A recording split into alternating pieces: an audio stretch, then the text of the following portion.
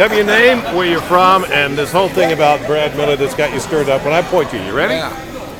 Hi, my name's Brian White. I'm from Greensboro, North Carolina, and I'm here to vote for anybody other than Brad Miller because Brad Miller's my congressman, but I live on a street that's 1 block long, and on my side of the street I have Brad Miller. On the other side they have Howard Coble, who answers my calls even though he's not my congressman.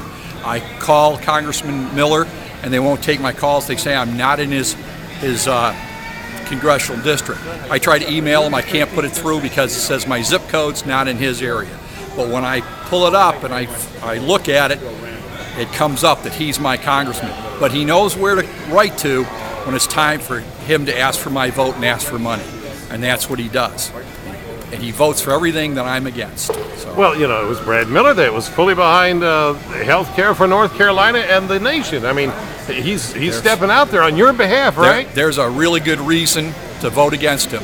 My question for Brad Miller is, if you want to solve the health care issue, is how much does the average American have to spend for average health care over his average lifetime?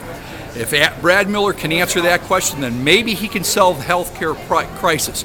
But I'll bet you he can't answer that. So Brad Miller, answer that. Give me a call. I'll tell you if you're right, because I know the answer.